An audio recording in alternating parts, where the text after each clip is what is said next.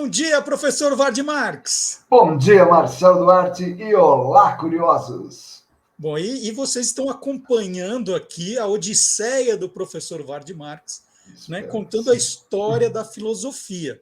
Gente, tem muitas pessoas que empacotam tudo isso e vendem como curso. Aqui está de graça, né? É, Está de graça. Depois, quem perder vai ter que comprar o curso. vai. Então, ó, nós já na passamos minha por... mão, na minha mão é mais barato. É isso. Ó, nós já passamos por Sócrates, Platão, Aristóteles e hoje vamos para onde? Para os que vêm depois deles. Basicamente é isso. Né? Porque a gente tem um período agora que vai pegar os últimos gregos até o comecinho, assim, a porta de entrada do cristianismo, né? Final do Império Romano. E aí a gente começa dizendo que isso aqui é a época helenística. E que raios é helenístico, né? Quem é essa Helena? Quem que é essa Helena aí? Quem que é Não essa é, Helena? não é a Helena, são os helenos. Que é o quê? A, a, a civilização grega não era, a Grécia não era um país, era uma cultura, como a gente já falou aqui. Era uma cultura. E eles não se chamavam, aliás, eles não se chamam até hoje de gregos, eles se chamam de helênicos, né? E a Grécia é chamada de Hélade. Quando o pai de Alexandre o Grande conquistou todas as cidades gregas, juntou tudo num império só.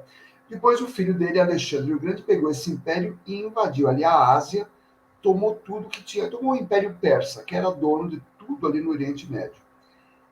Este período, né, vai ser o da cultura helenística, não é mais helênica pura, porque Alexandre o Grande falou assim, olha, não tem nada disso, que Europa e ali é Ásia, é tudo império meu, e todo mundo aqui vai ter uma cultura só. Então, essa mistura entre helênico e asiático tem helenístico.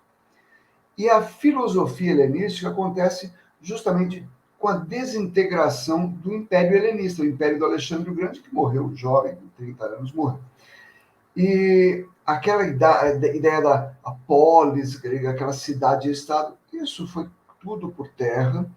E os romanos que estavam ali do outro lado do mar Mediterrâneo estavam crescendo tremendamente, que iam acabar tomando o que hoje é a Grécia. Né? E ali nós tivemos várias escolas de filosofia, e é uma coisa que pega ali mais ou menos do século 3 antes de Cristo até o século 3 depois de Cristo, né? Que já estava começando o cristianismo.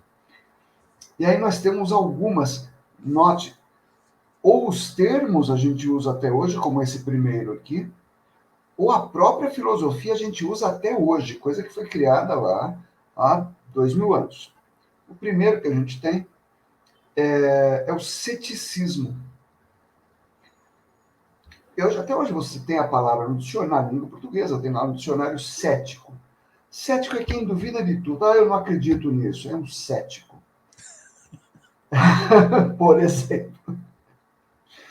Porque, mas essa levantada de mão ajuda muito a entender isso aqui. O cético, a palavra cético, vem do grego skeptikoi, que é aquele que observa. É o que indaga, é o que faz muita pergunta. É um tremendo de um curioso. Curioso! E ele não engole qualquer coisa. Quando alguém diz, tal coisa é assim, ele, aham, vamos ver se é mesmo. Uhum. Aí qualquer atitude de questionamento para com o conhecimento, os fatos, as opiniões, as crenças, tudo isso, tem uma dúvida? Isso é ceticismo. Filosoficamente, uma doutrina da qual a mente humana não pode atingir certeza alguma a respeito da verdade. Note que isso daí tem a ver lá com o que o Platão dizia. Né? Platão Uhum. dizia que o que nós temos aqui neste mundo, a gente só capta pelos nossos 5 sentidos e isso pode ser enganoso. O mundo das ideias, sim, lá é perfeito e é imutável. Mas nós voltaremos ao Platão daqui a pouco. Quem criou essa ideia do ceticismo foi Pirro de Elis. Este cara estudou na Índia, porque ele foi acompanhando os exércitos de Alexandre o Grande chegar até a Índia. E depois estudou com os persas. Sabe com quem? Com os magos persas. Magos? Lembra dos 3 reis magos? Uhum. Não são mágicos, são sábios. E ele estudou com esse pessoal e ele desenvolveu um ponto interessante, a ideia da acatalepsia. Peraí, já ouvi essa palavra antes. Catalepsia não é aquela pessoa que parece que morreu, mas não morreu, depois ela acorda. Então, Uhum. catalepsia, fisicamente, é aquilo que está tomado. A pessoa foi tomada de um sono lá, de um surto qualquer. A catalepsia, com A na frente, esse A em grego é negação. Ora, se a catalepsia é aquilo que está tomado, está seguro, está preso ali no caixão, por exemplo,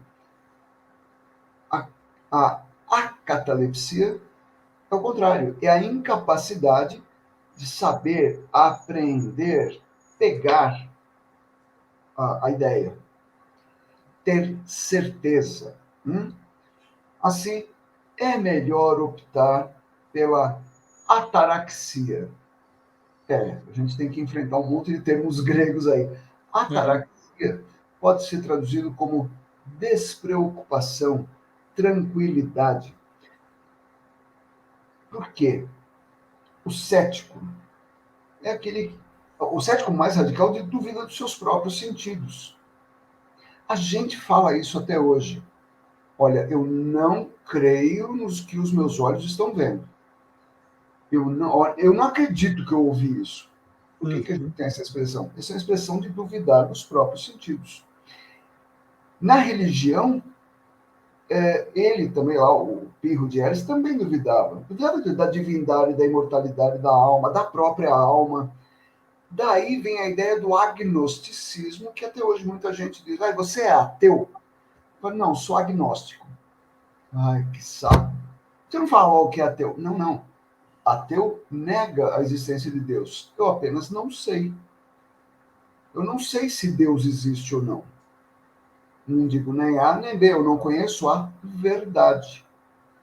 Então, aí nós temos o Pirro de Elis, nós temos um cara chamado Arquesilaus de Pitane. Esse Arquesilaus, ele tinha uma frase matadora. Pega essa visão. A frase é: nada é certo. Nem isso é certo.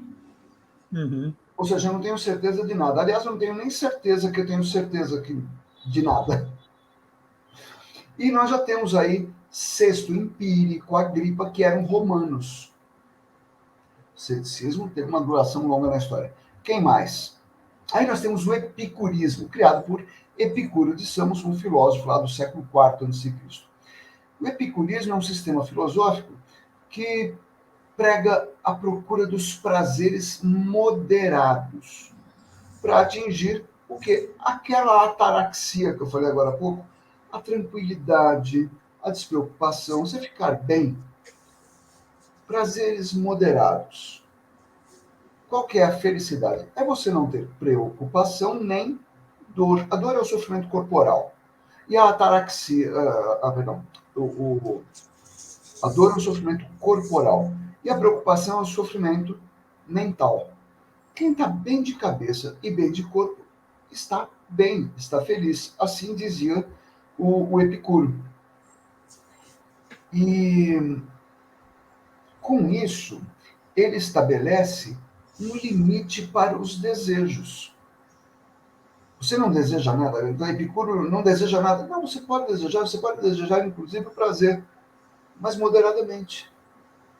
Você está com sede? Você pode tomar uma água fresca, isso vai fazer muito bem para você. Vai matar a sede, vai te refrescar o corpo. Não precisa encher a cara de cerveja. Ou por outra, se você tomar uma cerveja, é suficiente, você não precisa tomar um barril. Para o Epicuro, ao contrário do Platão, do Aristóteles, nada está além dos nossos sentidos. O que nós precisamos para a felicidade é compreender três coisas. Os deuses existem, ok, mas eles não estão nem aí com a gente. Então, sofrer ou não depende de nós. Notinha de rodapé aqui, anote para o futuro. Jean-Paul Sartre vai dizer a mesma coisa no existencialismo do século XX, que a gente sofrer ou não depende da gente. A segunda coisa, morte é o nada. Cessam os sofrimentos e os prazeres, então não há por que se preocupar com a morte. E outra, desejos. Você tem os desejos necessários, como eu falei, tomar água. Os evitáveis. Olha, eu posso tomar uma cerveja. Posso evitar? Se eu tomar água, já matei a sede. Mas uma cerveja não mata. Agora, os proibidos você tem que evitar. Porque tudo que não é nem natural nem necessário é bom. Entender isso é ser sábio. Aí tem um outro cara, que é o Aristipo de Cirene, que falou um negócio é ser hedonista. O hedonismo é a busca do prazer. O prazer tem um papel central na nossa felicidade. Esse Aristipo ele foi aluno de Sócrates. E ele disse, olha, prazer, qualquer prazer, tem sempre a mesma qualidade e é o único caminho para a felicidade. Buscar o prazer é diminuir a dor. E, inclusive, o Aristipo dizia que o prazer do corpo, é o próprio sentido da vida. Tudo que você precisa se preocupar é não ser escravo do prazer. Você é o dono do prazer, você determina. Agora eu quero isso, agora eu não quero. Se você conseguir manter esse equilíbrio, você vai ser muito feliz.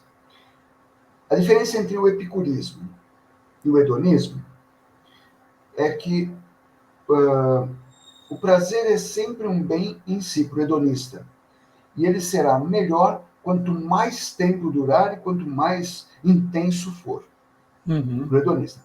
O epicurista fala menos, bem menos. O Aristipo teve seguidores. Uma mulher, a filha dele, Areta de Cirene, que depois que o pai morreu, ela herdou a escola do pai e foi professora de filosofia em Atenas. Vardi, vamos fazer um suspense aqui, né? Porque tem outras escolas. Vamos continuar semana que vem falando então dessa passagem dos últimos gregos aos cristãos? Vamos? Eu ia sugerir isso. Vamos fazer? Vamos. Porque agora vem o umas tema está coisinhas ótimo e aí, joinha. senão a gente ia ter que acelerar muito e a gente faz completinho na semana que vem. Ótimo. Combinado? Perfeito para mim. Então, semana que vem, segunda parte, a gente começou com o ceticismo, epicurismo, hedonismo, e a semana que vem a gente continua nessas escolas, né, da passagem dos últimos gregos aos cristãos. Feito? Feito. Então, a semana que vem tem filosofia. Até semana que vem, Vardi. Até, pessoal. Tchau, tchau.